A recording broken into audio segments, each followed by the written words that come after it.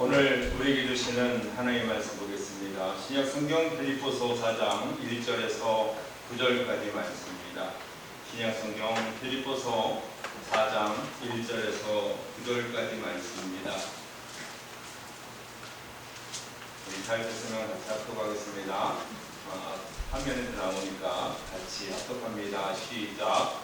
그러므로 나의 사랑하고 사모하는 형제들, 나의 기쁨이요 열관인 사랑하는 자들아, 이와 같이 주 안에서 서라. 내가 유오디아를 권하고 순두개를 권하노니 주 안에서 같은 마음을 품으라. 또 참으로 나와 너희를 같이 한 내게 권하노니 복음에 나와 함께 힘쓰던 저 여인들을 돕고 또한 클레멘트와 그 외 나의 동역자들을 도우라. 그 이름들이 생명책에 있느니라. 주 안에서 항상 기뻐하라. 내가 다시 말하노니 기뻐하라. 너희 권함을 모든 사람에게 알게 하라. 주께서 가까우시리라. 아무것도 염려하지 말고 다만 모든 일에 기도와 간구로 너희 구할 것을 감사함으로 하나님께 아뢰라. 그리하면 모든 시간에 대하는 하나님의 평강이 그리스도 예수 안에서 너희 마음과 생각을 지키시리라. 끝으로 형제들아, 무엇이든지 참되며 무엇이든지 경건하며 무엇이든지 옳으며 무엇이든지 정결하며 무엇이든지 사랑받을 만하며 무엇이든지 칭찬받을 만하며 무슨 덕이 있든지 무슨 믿음이 있든지 이것들을 생각하라. 너희는 내게 배우고 받고 듣고 본바를 행하라. 그리하면 평강의 하나님이 너희와 함께 계시리라. 아멘. 오늘은 순종의 품격이라고 하는 제목을 가지고 말씀을 나누려고 합니다. 순종의 품격이 있는 건 아니겠지요. 그러나 제가 제목을 품격이다 이렇게 달아놓았어요. 왜냐하면 이 품격은 사실 어떤 의미에서는 우리가 순종이라고 하는 그런 부분이 부족하기 때문이 아닐까 싶습니다. 이제 7월달 마지막 주간이잖아요. 7월달 우리 교회 달력 속에 주제가 순종이라고 이렇게 적혀 있어요. 그래서 마지막으로 순종이라고 하는 건 어떻게 하면 순종이라고 하는 것을 우리가 알아갈 수 있을까라고 하는 부분들을 마지막 말씀으로 이제 7월 말주에 전하게 되었습니다. 사실은 오늘 빌립보서라고 하는 이런 말씀은 사실 사도 바울이 옥에 있을 때 옥중서신이니까 이 옥중서신 빌립보서에 옥에 갇혀 있으면서 사울이 이제 우리들에게 전하는 하나님의 메시지죠. 기독교인들이 갖추고 있어야 될 것이 무엇인가. 아마 옥중에서 곰곰이 생각하지 않았을까요? 기독교인들이 부족한 이 빌립보 지역에 있는 그런 기독교인, 그리고 그들을 어떻게 하면 믿음의 신앙을 더 끌어올려서 한 단계 더 이제 품격들을 높여갈 것인가 하는 고민을 하지 않았을까 싶습니다. 그리고 그의 어드바이스적인 충고적인 메시지요. 내가 예수를 만나고 난 이후에 나의 삶은 변화되어졌고 내 인생의 길을 완전히 이제 바꿔가지고 기독교인을 핍박했던 핍박의 자리에서 이제 예수 그리스도를 옹호하는 옹호의 자리로 그의 자리가 바뀌었거든요. 그래서 당신이 예수를 알지 못했을 때 얼마나 행자였고 행악자였고 괴수 중에 괴수였다라고 본인이 시인하고 있는 고백이기 때문에 지금 사도 바울이 옥중에 끌려가고 있는 이 삶은 사실 자신이 자처하는 삶이지요. 예수를 위해서 나의 목숨을 귀하게 여기지 아니하고 내 일평생을 바치겠다 이러면서도 옥에 갇힌 것도 유익하다 이렇게 말하고 있거든요. 오늘 고백의 말씀을 보면 사도 바울은 우리에게 이렇게 말합니다. 주 안에서 뭐라고 말하냐면 그러므로 나를 사랑하고 사모하는 형제들아, 나의 기쁨이요 멸관인 사랑하는 자들아, 이와 같이 주 앞에서 서라 이렇게 말하고 있어요. 아멘. 사실 이 주 앞에서 선다라고 하는 것은 오늘 보면 그냥 간단하게 4장 1절에 주 앞에서 서라 이렇게 말하는데 그 말씀은 이제 빌립보서 3장 17절부터 21절 앞 본문에 나와 있어요. 어떻게 서야 하는지에 대한 말씀을 우리에게 말하고 있죠. 예수 그리스도 앞에서 우리가 살아가는 하나님의 자녀로 살아갈 때 어떻게 살아가야 되느냐? 3장 12절부터 이제 21절까지 말씀은 이렇게 말합니다.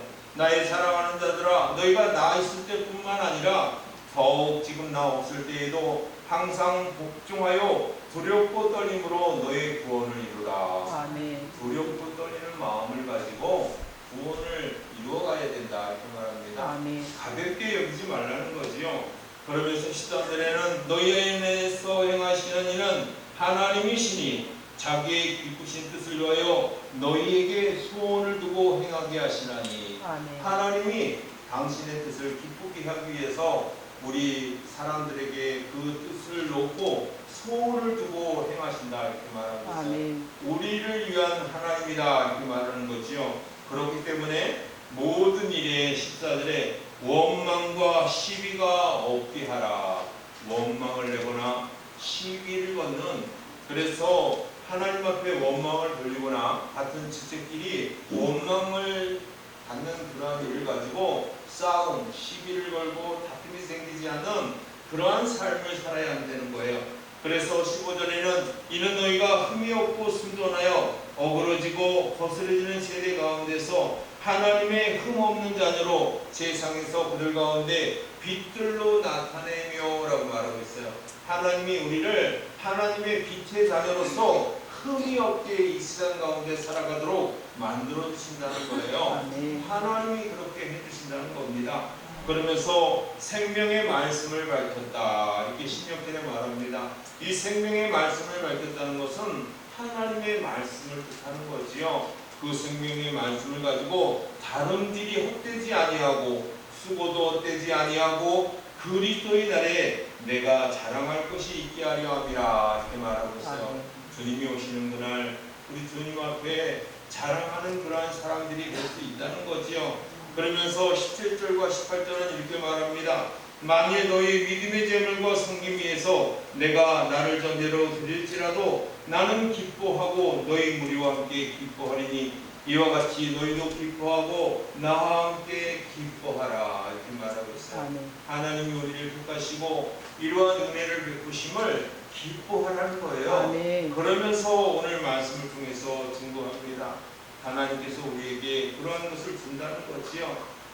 그러면서 이제 우리들의 삶을 붙잡아 주시는 하나님, 아멘. 하나님께서는 우리의 삶을 어떻게 붙잡아 주시냐? 바로 기독교인들이 기본적으로 갖춰야 될 자세에 대한 말씀을 1절에 두고 있는 거지요. 서라는 거예요. 그리스도인답게 반듯하게 서서 나아가야 된다 이렇게 말하는 거지요. 왜냐하면 우리는 하나님의 시민권을 가진 하나님의 백성이고 아멘. 하나님의 나라를 꿈꾸는 그러한 사람들이다 이렇게 말하고 있기 때문에 아멘. 이러한 삶을 살아가는 저와 여러분 되기 바랍니다. 아멘. 두 번째 교훈은요, 바로 2절과 7절 내용 속에서 말하고 있어요. 4장 2절과 7절은 우리에게 이렇게 말합니다.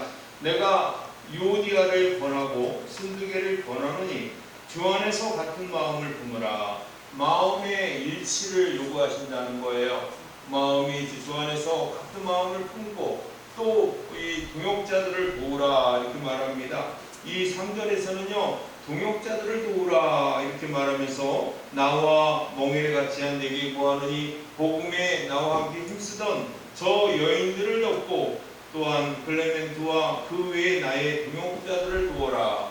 왜냐하면 그 이름들이 하나님의 생명책에 기록되어 있기 때문에 그들을 도우라 이렇게 말하고 있고, 그리고 이제 4절에는요 뭐라고 말씀하냐면 주 안에서 기뻐하라 이렇게 말하고 있어요.